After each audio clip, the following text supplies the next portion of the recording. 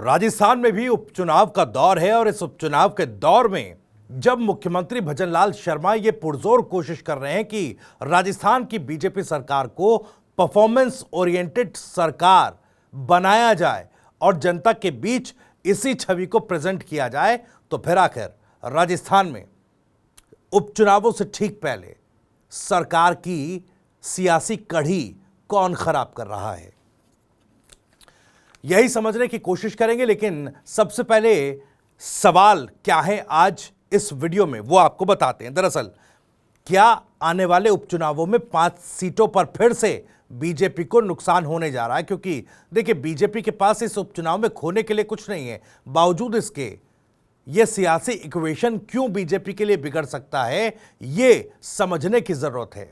दूसरा सवाल, क्या अपने ही बीजेपी के लिए, ये यूं कहें कि बीजेपी सरकार के लिए अपने ही मुश्किल बन गए हैं, बड़ी मुश्किल बन गए हैं और अपने ही बीजेपी की नैया डुबाने में तुले हुए हैं। एक सवाल ये भी है, ये क्यों सवाल है आगे आपको बताएंगे। मंत्रियों के बड़बोलेपन पर लगाम क्यों नहीं है इस सरकार में, भजनलाल सरकार आखिर मंत्रियों के बयानों पर, बेतुके बयानों पर क्यों नकेल नहीं कस पा रही है। हालांकि इसके लिए लगातार केवल मुख्यमंत्री स्तर पर ही नहीं, दिल्ली से कई बार निर्देशित किया जा चुका है, सख्त आदेश जारी कर दिए जा चुके हैं, बावजूद इसके जो बयानबाजी है वो रुक नहीं रही है। चौथा और अहम सवाल, भजनलाल कैबिनेट क्या मनमानी कर रहा है, यह भी अपने आप में सवाल उठता है। दरअसल देखिए, ये जो तमाम सवाल है और इसमें उपचुनाव में 5 सीटों पर किस तरीके से नुकसान बीजेपी को उठाना पड़ सकता है, इसको समझने की कोशिश करते हैं। अब उपचुनाव का ऐलान हो चुका है, आज से नामांकन की तारीख भी, क्योंकि आज बाई इलेक्शन नोटिफाई किया जा चुका है, तो आज की तारीख से ही नामांकन की प्रक्रिया जो है वो शुरू हो चुकी है। वो बात अलग है कि अभी दोनों ही दलों ने 7 सीटों पर अपने प्रत्याशियों का नाम का ऐलान नहीं किया। बीजेपी में कहा जा रहा है कि नाम फाइनल हो चुके हैं, नामों का पैनल दिल्ली भेज दिया गया था, उस पर अंतिम मोहर लगनी बाकी है। हालांकि कांग्रेस के लिए कहा जा रहा है कि कांग्रेस थोड़ा देर से एक्टिव हुई है, प्रभारी सचिव नियुक्त किए जा रहे हैं, सीनियर ऑब्जर्वर्स नियुक्त किए गए हैं। अभी नामों पर मंथन जो है काफ़ी ज़्यादा कांग्रेस में होना है और इसके लिए थोड़ी खींचतान भी चल रही है, तो बीजेपी थोड़ा एक कदम आगे कहीं ना कहीं उपचुनावों के लिए राजस्थान में बताई जा रही है। लेकिन आगे ज़रूर बीजेपी है चुनावी तैयारियों को लेकर, लेकिन इन तैयारियों में जहां मुख्यमंत्री कोशिश कर रहे हैं कि राजस्थान राइजिंग राजस्थान के जरिए सरकार की इमेज को बेहतर तरीके से जनता के बीच प्रोजेक्ट किया जाए, विदेश दौरे पर मुख्यमंत्री भजनलाल शर्मा है, जर्मनी में इन्वेस्टर्स से मुलाकात की और जर्मनी से सीधे, म्यूनिख से सीधे यूके मुख्यमंत्री भजनलाल शर्मा पहुंचे, जहां लंदन में कई इन्वेस्टर्स से मुलाकात करने हैं। सोलर एनर्जी और तमाम सेक्टर्स में किस तरीके से इन्वेस्टमेंट लेकर आया जा सके और राजस्थान विकास की नई गति पकड़ सके, इस दिशा में सरकार या मुख्यमंत्री का फोकस है। लेकिन मंत्री, अपने ही मंत्री राजस्थान में मुख्यमंत्री भजनलाल सरकार की इन कोशिशों पर तो पलीता लगा ही रहे हैं, साथ ही साथ आने वाले उपचुनावों के लिए एक नई चुनौती खड़ी कर रहे हैं। दरअसल चुनौती क्या है, देखिए जिस तरीके से राजस्थान सरकार में शिक्षा मंत्री मदन दिलावर ने बीते दिन बयान दिया महिला टीचर्स को लेकर, उसने सियासी तूल पकड़ लिया है और कहीं ना कहीं शिक्षा मंत्री मदन दिलावर के इस बयान ने बीजेपी की सरकार की बड़ी फजीयत करा दी है।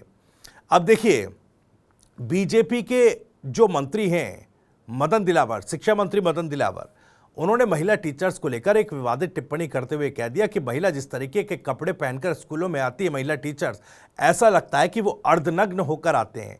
हालांकि बाद में इस मामले पर सफाई भी दी और कहा कि मैंने अर्धनग्न शब्द का इस्तेमाल नहीं किया, लेकिन एक बार मुंह से जिस तरीके का शब्द मदन दिलावर के निकला, उसने तूल पकड़ा, तो फिर ये आक्रोश बनकर टीचर्स के बीच फैला।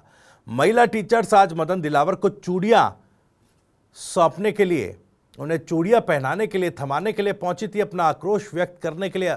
ये बात अलग है कि मदन दिलावर तक वो अप्रोच नहीं कर पाई, बीच में प्रशासन ने, पुलिस अधिकारियों ने उन्हें रोक लिया, तो महिला टीचर्स ने, शिक्षक संघ ने प्रशासन के खिलाफ नारेबाजी की, उनको चूड़ियां सौंपी। इस तरह का एक एजिटेशन जो है टीचर वर्ग ने दिखाया महिला टीचर्स के ऊपर जो एक अभद्र टिप्पणी मदन दिलावर ने की। लेकिन इस तरह की बयानबाजी, ये कोई पहली इस तरह की बयानबाजी नहीं है जिस पर मदन दिलावर घिरते नजर आए हों।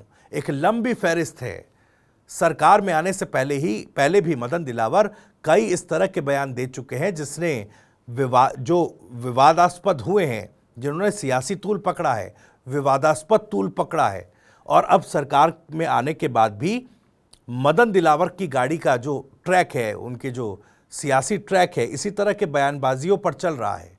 अब इस तरह की बयानबाजी सरकार के लिए भी मुश्किल खड़ी कर रहे हैं। देखिए, हाल ही में बीते दिनों में मदन दिलावर ने जिस तरीके की बयानबाजी की, चाहे आदिवासी वर्ग को लेकर हो, चाहे मुस्लिम समाज को लेकर हो, उसमें कहीं ना कहीं सरकार परेशानी में घिरती नजर आई है। मदन दिलावर को आदिवासी वर्ग पर जो उन्होंने टिप्पणी की थी, उसको लेकर विधानसभा के भीतर माफी भी मांगनी पड़ी थी। आदिवासी वर्ग को हिंदू बताया था और डीएनए चेक करने की नसीहत मदन दिलावर ने दी थी, जिस पर बीएपी के राजकुमार रौत ने प्रदर्शन किया था, एजिटेट किया था और तमाम आदिवासी समाज को लेकर राजधानी जयपुर पहुंचे थे मदन दिलावर को अपना डीएनए सैंपल देने के लिए। विवाद इतना बढ़ा कि विधानसभा के भीतर मदन दिलावर को इस मामले पर माफी मांगनी पड़ी थी। लेकिन बावजूद इसके मदन दिलावर का जो रवैया है वो बदलता नहीं। वो लगातार अपनी ही सरकार की फजीयत कराते नजर आते हैं। हालांकि उनके लिए कहा जाता है कि बीजेपी के बड़े फायर ब्रांड नेता राजस्थान में है, बड़े मुखर नेता हैं, लेकिन मौजूदा समय में बीजेपी के लिए ही मुश्किल खड़ी कर रहे हैं। अब देखिए, उपचुनाव के लिहाज से अगर देखा जाए, अब टीचर्स पर जिस तरह की अभद्र टिप्पणी जो कही जा रही है मदन दिलावर ने की है, उसका इंपैक्ट किस तरीके से पड़ सकता है और 5 सीटों पर किस तरीके से नुकसान उठाना पड़ सकता है। अब आप सभी जानते हैं कि जिन 7 सीटों पर उपचुनाव होना है, उनमें से 2 सीटें सलुंबर और रामगढ़।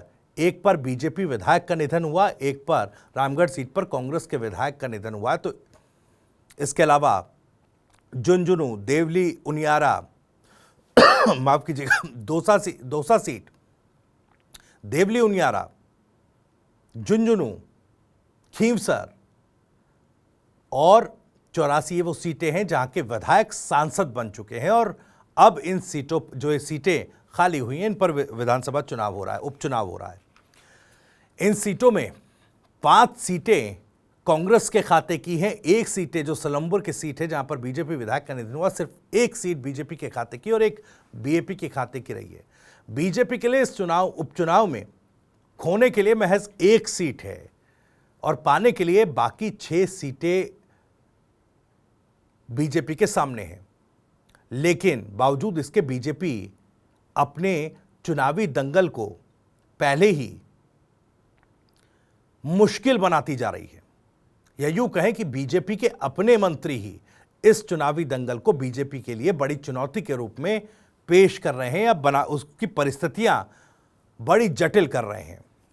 मदन दिलावर के बयानों की फहरिस्त देखी जाए, आदिवासी समाज को लेकर जिस तरह की बयानबाजी उन्होंने की, उपचुनाव में कहीं ना कहीं 2 सीटों पर सलुंबर और 84 सीट पर उसका असर दिख सकता है। 84 जिस पर बीएपी, भारत आदिवासी पार्टी का बहुत ज़्यादा प्रभाव है, राजकुमार रौत का बहुत ज़्यादा प्रभाव है, उस पर सेंध लगाने की कोशिश ज़रूर बीजेपी कर रही है। लेकिन कहीं ना कहीं मदन दिलावर के बयान के चलते बीजेपी के प्रति वो नाराज़गी ने राजकुमार रौत और बीएपी को और ज़्यादा मजबूत 84 विधानसभा में किया है। सलुंबर में जहां बीजेपी के ही विधायक थे, वहां भी आदिवासियों की नाराज़गी बीजेपी को मुश्किल में डाल सकती है। वो 2 सीटें हैं आदिवासी बाहुल, वो 2 सीटें जहां पर बीजेपी की मुश्किल बढ़ सकती है। हालांकि सलुंबर सीट पर सिंपैथी वोट अगर पड़ता है, अगर स्वर्गीय अमृतलाल मीणा के परिवारजनों में से किसी को बीजेपी टिकट देती है, तो सिंपैथी एक वोट के लिहाज से बीजेपी यहां पर अपर हैंड ले सकती है। लेकिन लगातार जिस तरीके की बयानबाजी दलित, पिछड़े और आदिवासी वर्ग के लिए बीजेपी के नेताओं, मंत्री द्वारा की जाती है, उसमें कहीं ना कहीं सलुंबर और 84 दोनों ही सीटें बीजेपी के लिए भेद पाना मुश्किल हो सकता है। इसके अलावा 3 और सीटें जहां बीजेपी इन बयानबाजियों के चलते ही मुश्किल में घिर सकती है। दरअसल कांग्रेस के लिए एक बड़ा फैक्टर है। हालांकि कांग्रेस आरएलपी और बीएपी फिलहाल मौजूदा समय में गठबंधन की राह टटोलने में तीनों पार्टियां लगी हुई हैं। बीएपी को लेकर कांग्रेस नेता ने कह दिया है कि देखिए, हमने बागीदौरा सीट के लिए, बागीदौरा पर जो उपचुनाव हुआ, बांसवाड़ा पर जो हुआ, वो सीट हमने छोड़ दी थी। अब बीएपी को बड़ा दिल रख करके सलूम्बर सीट छोड़ देनी चाहिए। देखिए, नेगोशिएशन जो है करने के मूड में अभी कांग्रेस, बीएपी और आरएलपी तीनों पार्टी अपने अपने तरीके से अपना अपना नेगोशिएशन करने के मूड में है और उसी तरह की उनकी बयानबाजी दिखाई दे रही है। लेकिन कांग्रेस, जिसके लिए एक बड़ा फैक्टर, जो कांग्रेस अपने हाथ में एक बड़ा फैक्टर लेकर चल रही है, एमएमए फैक्टर, यानी कि मुस्लिम, मीणा और आदिवासी फैक्टर, ये 3 सीटों पर बहुत ही निर्णायक भूमिका निभा सकता है। इसमें देवली उनियारा, दौसा और रामगढ़ सीट है। इन तीनों सीटों पर कहीं ना कहीं मुस्लिम समाज, मीणा समाज और आदिवासी समाज निर्णायक भूमिका निभा सकते हैं। या यूं कहें कि अगर एमएमए फैक्टर इस उपचुनाव में कारगर साबित होता है तो कांग्रेस को अपनी ही सीटों पर एक मजबूत वापसी करा सकता है।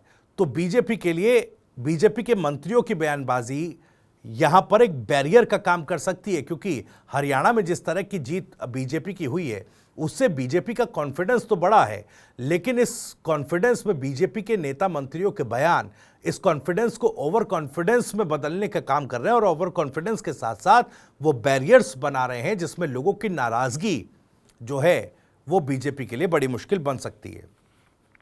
आदिवासी वर्ग, साथ साथ अध्यापक वर्ग की जो नाराजगी अब बीजेपी के लिए उठी है मदन दिलावर के बयान के बाद, वो कहीं ना कहीं, क्योंकि देखिए, पूर्व मुख्यमंत्री अशोक गहलोत भी सरकार में रहते हुए इस बात को मानते हैं कि अध्यापक वर्ग की नाराजगी किस तरीके से सरकार बनने और सत्ता से बाहर जाने का रास्ता जो है वो दिखा सकता है। ये वर्ग, अध्यापक वर्ग अपने आप में बहुत ही ज्यादा राजस्थान में चुनावी राजनीति में प्रभाव रखता है। साथ ही साथ इलेक्शन ड्यूटीज में भी अध्यापक वर्ग की ही बहुत बड़ी भूमिका रहती है।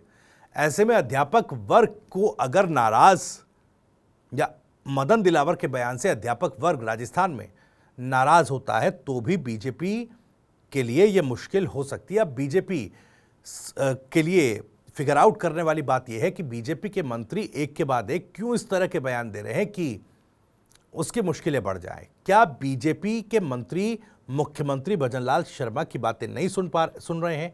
क्या उनके आदेश पर अमल नहीं किया जा रहा है? क्योंकि दिल्ली से देखिए, एक के बाद एक, चाहे किरोड़ीलाल मीणा के इस्तीफे का मामला हो, या किरोड़ीलाल मीणा जिस तरीके से आरपीएससी को लेकर बयानबाजी कर रहे थे, तमाम नेताओं ने आरपीएससी को लेकर बयानबाजी की, जिले बनाने को लेकर जिस तरीके से बीजेपी के प्रदेश अध्यक्ष, नवनियुक्त प्रदेश अध्यक्ष मदन राठौर और माफ कीजिएगा, साथ ही जो बीजेपी के प्रभारी हैं राधा मोहन दास अग्रवाल, जिस तरीके की उनकी बयानबाजी विपक्षी नेताओं को लेकर और जिला बनाने समेत तमाम उन मुद्दों पर रही जो सीधे तौर पर राजस्थान की राजनीति को प्रभावित करते हैं, उस पर बीजेपी के शीर्ष नेतृत्व से फटकार तमाम नेताओं को पड़ी थी और इस तरह के बयानबाजियों से बचने की सलाह के साथ साथ नसीहत दी गई थी। लेकिन उस नसीहत का असर भी राजस्थान में नहीं दिखा, या यूं कहें कि दिल्ली से जो फटकार लगी उसका असर जयपुर में नहीं दिख रहा। अब जयपुर से निकले मुख्यमंत्री भजनलाल शर्मा संकल्प पत्र के दावों वादों को पूरा करने की ताल ठोक रहे हैं, बात कह रहे हैं और राजस्थान के विकास के लिए निवेश के नए आयाम तलाशने की कोशिश कर रहे हैं। लेकिन उससे पहले अपने ही मंत्रियों की बयानबाजी उपचुनाव में बीजेपी की जो मुश्किल बढ़ाते नजर आ रहे हैं, उससे मुख्यमंत्री भजनलाल शर्मा कैसे निपटेंगे, अपने आप में बड़ा सवाल। इसी के साथ इनसाइड स्टोरी में इतना ही। वीडियो और जानकारी पसंद आई हो तो वीडियो को लाइक करें, ज़्यादा से ज़्यादा शेयर करें। आप भी इस मामले पर कुछ कहना चाहते हैं तो कमेंट बॉक्स आपके लिए खुला हुआ है। अपनी बात, अपना सवाल, अपनी राय कमेंट बॉक्स के जरिए हम तक पहुंचा सकते हैं।